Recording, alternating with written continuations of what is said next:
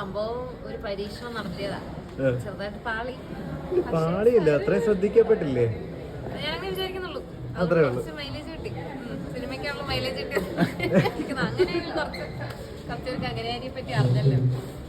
പക്ഷെ ശരിക്കും പറഞ്ഞാൽ ചിലപ്പോൾ ശരിയാവും, ചിലപ്പോൾ ശരിയാവില്ല എന്ന് പറയുന്നത് ശരിക്കും അതൊരു ഞങ്ങളുടെയൊക്കെ ഇതില്ലേ ഒരു പ്രതിഷേധവും കൂടെ കാണിക്കുക എന്നുള്ളതായിരുന്നു. എന്നുവെച്ചാൽ അങ്ങനെ ചിന്തിച്ചിരുന്നെങ്കിൽ എന്ന് ഞാൻ വിചാരിച്ചു. കാരണം സ്ത്രീകൾക്ക് എന്ത് തരത്തിൽ ഡ്രസ്സ് ഇടാനും ഇപ്പോൾ സ്വാതന്ത്ര്യം എല്ലാവരും പറഞ്ഞ് ആയി വരുന്നുണ്ട്. അതായത് പുരുഷന്മാർ ആ തരത്തിൽ ഡ്രസ്സ് ചെയ്താൽ അവിടെ അതൊരു മോശമായ രീതിയിലേക്ക് വ്യാഖ്യാനിക്കപ്പെടുന്നുണ്ട് ഇല്ലേ?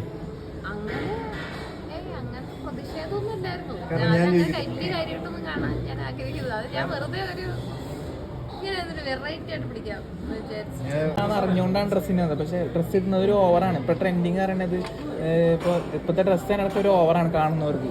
ഇപ്പൊ ട്രെൻഡ് ആയതുകൊണ്ട് മാത്രമാണ് ഫോളോ ചെയ്യുന്നത്.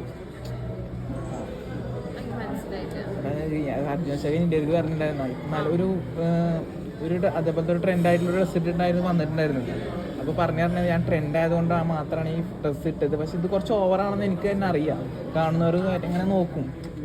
നോർമലി ഒരു ഡ്രസ്സല്ല, ട്രെൻഡ് ആയതുകൊണ്ട് മാത്രം ഫോളോ ചെയ്യുന്നു. ഇഷ്ടപ്പെടുന്നു, ആ ട്രൈ ചെയ്ത് നോക്കുന്നു മാത്രമേ ഉള്ളൂ അറിയാം. സിംപ്ലി പറഞ്ഞാൽ കുറച്ച് ഓവറായാലേ ആൾക്കാർ ശ്രദ്ധിക്കൂ. പക്ഷെ അത് ഒരു ട്രെൻഡ് ആവുന്നത് ഉറപ്പായിട്ടും അതൊരു വലിയ ഓഡിയൻസ് ആക്സെപ്റ്റ് ചെയ്തത് കൊണ്ടാണ്. അല്ലെങ്കിൽ ഒരു മെജോറിറ്റി ഓഡിയൻസ് ആക്സെപ്റ്റ് ചെയ്തത് ട്രെൻഡ് ആവത്തില്ല. അതെപ്പോഴും ഒരു എക്സ്പെരിമെന്റ് ആവും. അപ്പോൾ ഒരു ട്രെൻഡ് എപ്പോഴും ആൾക്കാർ ആക്സെപ്റ്റ് ചെയ്യുന്നത് കൊണ്ട് തന്നെ അതിൽ ഓക്കെയാണ്. അന്ന് ഡ്രസ്സ് ചൂസ് ചെയ്യുന്ന സമയത്ത് എന്തെങ്കിലും കൺഫ്യൂഷൻ ഉണ്ടായിരുന്നോ? അതായത് എനിക്ക് ഭയങ്കര കൺഫ്യൂഷൻ ഉണ്ടായിരുന്നു ഇനീഷ്യലി.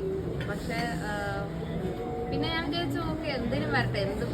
അപ്പോൾ ഞാനിതിങ്ങനെ ഇട്ടോണ്ട് മുമ്പിലോട്ട് വരുമ്പോൾ തന്നെ ഫ്രണ്ട്സിനോടൊക്കെ എങ്ങനെയുണ്ട്, ഇത് കൊള്ളാം പക്ഷെ നീ ഏറിക്കറും അത് ഉറപ്പാ. പക്ഷെ കുഴപ്പമില്ല, പക്ഷെ ഏറിക്കറാൻ റെഡി ആയിട്ട് വേണം പോവാൻ. അതിനുശേഷം അയ്യോ ആൾക്കാർ ഇങ്ങനെ പറഞ്ഞില്ല അങ്ങനെ പറഞ്ഞില്ലെന്ന് വിഷമിക്കില്ല, എന്തായാലും പറയും. അതിനുവേണ്ടി പ്രിപ്പയർഡ് ആയിട്ടാണ് പോയെന്ന് ആദ്യമേ ഫ്രണ്ട്സ് എന്നോട് ഇങ്ങനെ കമ്മ്യൂണിക്കേറ്റ് ചെയ്തായിരുന്നു. അതുകൊണ്ട് കുറച്ച് പ്രിപ്പയർഡ് ആയിരുന്നു. ഞാനിത് ഇട്ടോണ്ട് പോകുമ്പോ തന്നെ ഇപ്പൊ ലുലുവിലൊക്കെ ഇട്ടോണ്ട് പോകും ഒരു സൈഡിൽ കൂടെ പോകുന്ന ആൾക്കാരൊക്കെ ഇങ്ങനെ ആരായത് എന്നെ ഇട്ടേക്കും അങ്ങനത്തെ ഒക്കെ റെസ്പോൺസസ് എനിക്ക് കാണാൻ കഴിഞ്ഞായിരുന്നു. അപ്പൊ ഞാൻ കുറച്ച് പ്രിപ്പയർഡ് ആയിരുന്നു. ഉമ്മ വിളിച്ച് നീ എന്നെയാന്ന് പറഞ്ഞപ്പോഴേക്ക് ഞാൻ മിണ്ടരുത് ഞാൻ ഒന്നും പറയരുത്, ഞാൻ കേട്ട് മടുത്തിരിക്കുക പറയരുത് പറഞ്ഞ് പോകട്ടെ. പിന്നെ വിളിച്ചില്ല പിന്നെ വിളിച്ചു. പിന്നെ ആ കാര്യം സംസാരിച്ചിട്ടില്ല. ഞാൻ അപ്പഴേ പറഞ്ഞു സംസാരിക്കുന്നു. എനിക്ക് നാട്ടുകാർ മൊത്തം സംസാരിക്കുന്നുണ്ട്, ഉമ്മയോട് സംസാരിക്കുന്നത്.